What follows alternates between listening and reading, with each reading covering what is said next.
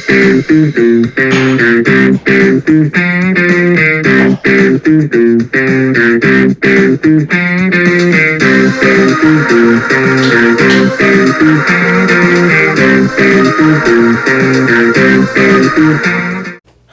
guys, welcome back to the channel. Back yesterday, I went to go see Shang Chi and the Legend of the Ten Rings, and I want to tell you my thoughts about it right away. Just saying, before we get started, I want to lay into some of the rankings.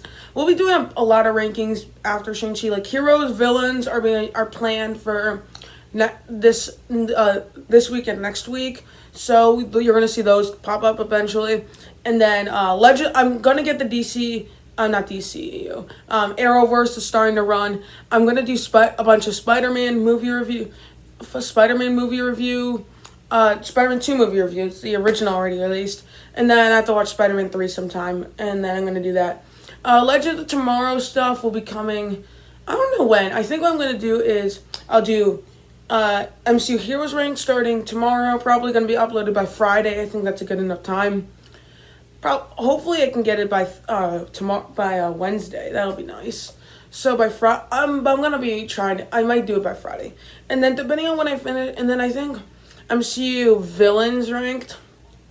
I'm gonna go through Tuesday because Tuesday I also don't have school, and then Wednesday, and then Thursday and Friday I might be doing Legends of Tomorrow season 2. That's what I'm gonna do for right. That's gonna be what it is for right now. And then Saturday, and then I'm gonna do another debate probably. Or a Spider-Man movie review or something like that. I'm gonna have to figure something out because I want to get those 2 rankings then eventually. And now is when I'm gonna do it. And then No Time to Die is eventually gonna come out, and I'll figure stuff with that. So, but not much else to say, but we can get started now. Starting off with this movie's about. This movie's about this kid named Shang Chi. He lives his life in whose dad has these things called the 10 Rings, which are these things that give him great power, but he decides he just wants power. He doesn't use them for good. And so throughout the movie you kind of see some stuff like evolving him and Shang-Chi, who is you see his origin story kind of. It's a bit hard to explain, but overall I think it works. The good. I'd say starting with the good, I think the best thing about this movie easily is the characters. Wenwu or the Mandarin or the father is a fantastic villain. I think he's one of my favorite villains in the MCU. I think he's definitely top 5. I don't think he's quite up there with Loki and Thanos, but he's definitely in the top 5. I would say maybe even number 6 is one other I'd say he's tied with. But overall, he really works as a villain. Shang-Chi is a fantastic lead character. I think the actor did a fantastic job at pulling off kind of this great character. Awkwafina's great in the role. Some of her humor bits I do think are kind of out of place, but they kind of work. The sister's also a great character. Razor Fist is a good villain. Was a good enough henchman. The guy with the white and red mask and the ponytail, he is promoted quite a bit in the trailer, but literally all the scenes in the trailer were all the scenes with him, so he didn't really have much to do. But it doesn't bother me that much. But overall, I really enjoyed all of that. I really loved all the characters. A lot of the action sequences really worked for me. Bus fight sequence, some of them do get a bit too CGI, like the bus fight sequence. It went a bit far. Like, I'd say the one in Nobody was a bit better. That's a movie I have to review soon.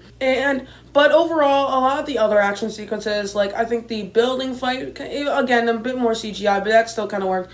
Love that the final battle. I thought that was amazing. So I think overall, a lot of the fight sequences really work. But at the same time, there is a bit too much like CGI, and like you could tell that it's CGI. But overall, a lot of the fight sequences work really well for me. And a lot of the training sequences work somewhat. There's really 2, but they both work pretty well.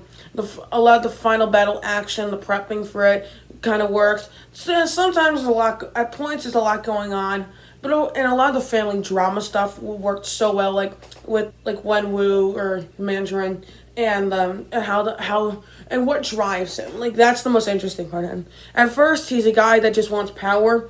Then he meets the person that is going to be his wife, and she defeats him in combat essentially, and she kind of changes him. Then she dies or gets killed, and then it drives him back to his olden days, where he's just wants power, puts the 10 rings back on. So really complex character that worked really well for me. and overall really enjoyed all of that stuff. This is a movie, and also this movie is really entertaining. I'm like, you're always on the edge of your seat. There's no point where I'm just like bored in the movie. I'm always entertained at all points in time. I'll talk about some of my other stuff that I had problems with, but overall, yeah, all that worked. This took me a while. Now we have the mixed stuff. There's some mixed stuff, and then there's some bad. First thing in the mixed, I would say, pretty much the only thing is some of the humor, it doesn't quite work. Like some of them, like I like the part where Aquafina's like, you make a good team. I thought that was hilarious. Some of the other humor bits, like specifically with her and the bow and arrow, don't quite work. And they're not placed at the right times. I wouldn't say it's like on Thor Ragnarok level of that kind of thing, or Spider-Man from Home level, but I would say enough where it does kind of take you out of some of the action sequences, especially the final battle. Other ones it does really work in, like specifically like the boss fight sequence had some great humor in it. And Aquafina is just really funny throughout the movie. I think the character of Shang Chi is kind of funny. Overall, and I like how I kind of like Wong's addition and some of the abomination got in this movie. I don't know how that worked.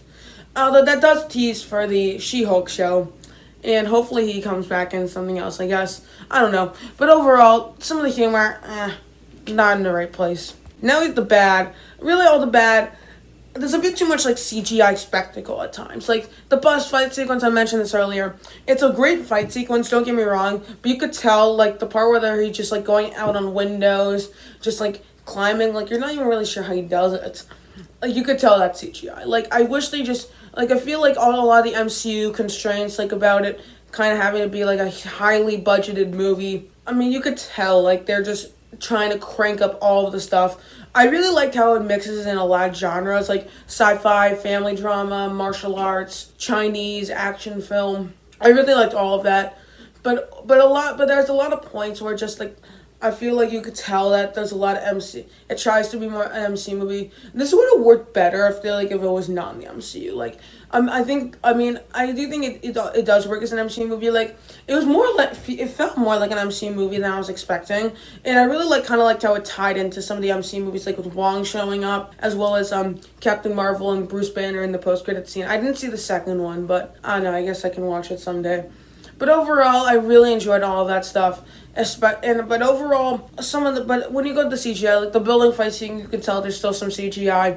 And that one, I feel like it's a bit more tolerable because you realize it could be practical. Like some of the stuff is definitely practical throughout the fight sequence. Like I'd say the first part of the bus fight sequence was fantastic.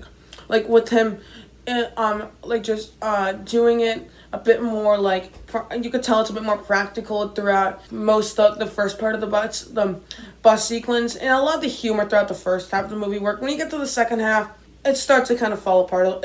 Not fall apart, but it starts to lose me a little bit, especially when you get to the third act and the final battle with the whole monster villain. I wish those things were set up a bit more. I think they should have been set up at the beginning of the movie. And I feel like there's three main sides to it. You have the Ten Rings, the Talo, and then the Soul Eater things. And I think they kind of get complicated each other. Like, I feel like they try to make a Talo versus Ten Rings. That's kind of what they should have done. And then they add the monsters in so they can team up. The way, like, the Razor Fist and the Ten Rings, just, like, they just switch sides automatically. It doesn't quite work. But overall, I love how the Wen Wu character, it just kind of interwoven in this. But overall, yeah, that's kind of my thoughts. So, yeah. I'll give it a 9.2 or 9.3 out of 10. I thought it was great. I think the character stuff really worked. The family drama worked really well. And a lot of the action sequences were fantastic. But overall, I'd say nearly as good as I think I was expecting it to be. Like, I heard amazing reviews when it came out. Well, like, right when it came out.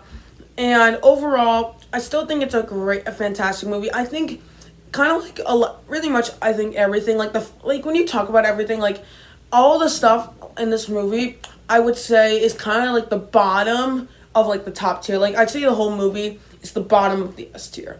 I'd say the final battle is like the bottom of the top, or I'd say the A tier even. But overall, this movie did really work for me, and I had a great time in the theater with my friends. So, thank you guys so much for watching. Don't forget to like, share, and subscribe, and comment down below, and I'll see you guys next time. Thanks Cole and Jonah for the movie, and I'll see you guys next time. Adios. We make a good team.